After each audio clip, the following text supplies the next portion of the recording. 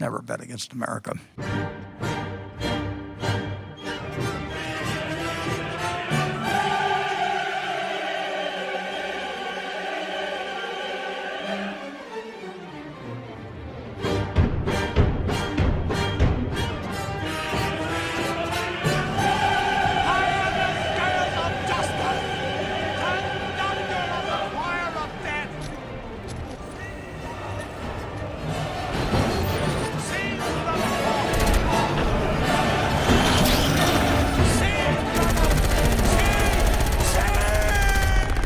Arguing that America is in decline has been fashionable for at least 3 decades, since the pinnacle of the nation's Cold War victory.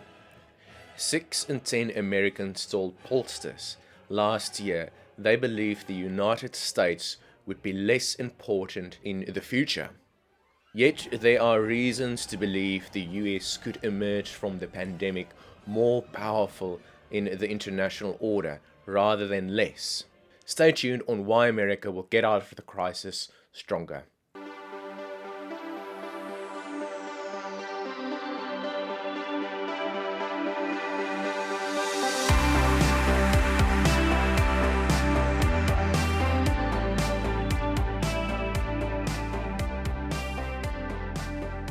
United States democracy doesn't produce fast, elegant solutions to problems, and it often fails to provide politicians who meet the moment history dispenses. But what it does provide is a distribution of power across multiple levels of government and robust civil and private sectors that corrects mistakes and limits the damage done by even the worst national leaders.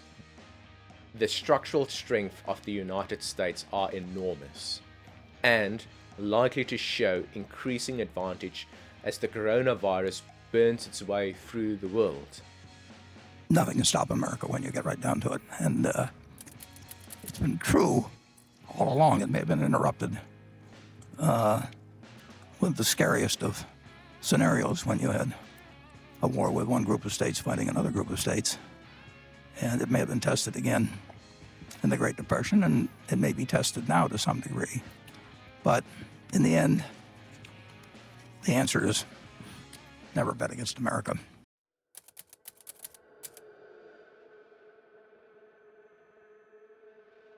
In this international crisis, the bill of particulars of American failure seems almost impossibly long. United States have already suffered more than 60,000 deaths from COVID-19 and most likely will approach closer to 200,000. More than 30 million Americans have filed for unemployment insurance in the last 6 weeks alone, even before businesses start failing.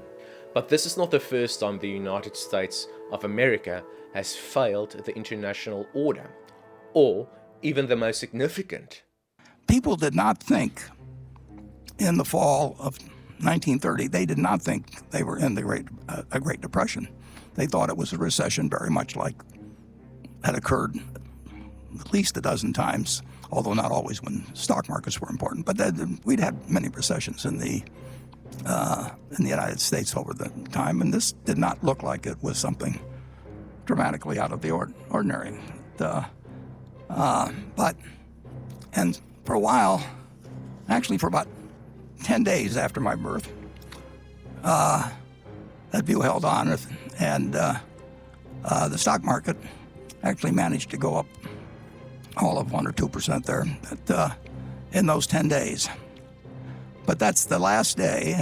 Well, from that point, if you'll turn to the next slide, the stock market went from a level of 240 to 41, which was a noticeable decline because if somebody had given me $1,000 on the day I was born and I'd bought stocks with it and bought the Dow average, my $1,000 would have become $170 in less than 2 years.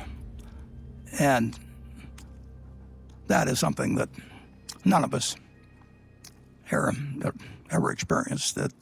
As the historian Adam Tooze argues in The Deluge, the United States was the only country strong enough coming out of World War I to have stabilized the international order, and it declined to do so. During the Cold War, Dwight Eisenhower refused to contest the Soviet invasion of Hungary, integrating American schools in response to legitimate court orders required the National Guard. United States prosecution of the Vietnam War revealed moral and strategic lapses. Richard Nixon unilaterally collapsed the Bretton Woods international monetary system almost overnight. I have directed Secretary Connally to suspend temporarily the convertibility of the dollar into gold or other reserve assets. Even in a time of American dominance after the Cold War, the 2008 financial crisis badly damaged its stature. What is surprising is how little movement the regrettable parade of mistakes created towards supplementing the US as the dominant power in the international order. The dollar remains the world's holding currency, and Americans enjoy all the exuberant privileges that accrue to that status.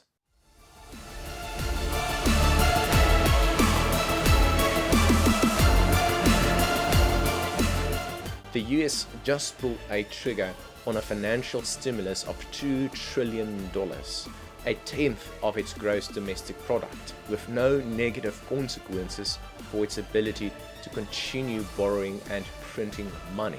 The US Federal Reserve has quietly become the central bank of the world, opening swap lines to ensure the dollar liquidity to emerging market borrowers.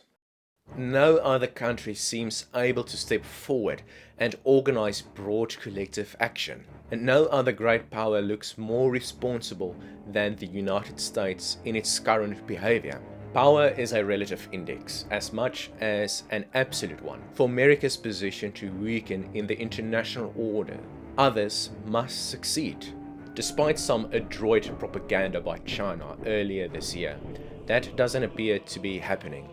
China is the world's largest creditor, and especially extended in emerging markets. Its Belt and Road Initiative is likelier to become a burden than to reorient global trade patterns to China's advantage, because infrastructure projects that once appeared profitable have turned into white elephants. The Chinese government will have to decide whether to forgive huge swaths of debt or to cement its own image as a predatory lender by repossessing infrastructure. At the same time that the pandemic is spreading to poor countries whose healthcare system were already strained, other major powers have problems of their own. To preserve itself and bring its lofty single market rhetoric in line with reality, the European Union needs to assume the debts of all members, something Germany,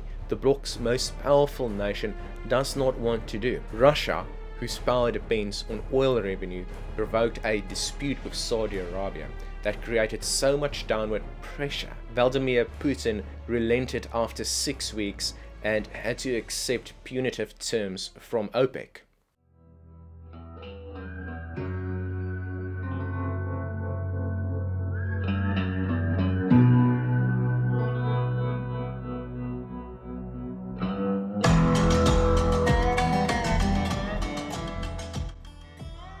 Just as the 9/11 attacks redirected governmental attention to terrorism threats, and the 2008 financial crisis cast a long shadow onto economic policy, we are in the most serious financial crisis in generations.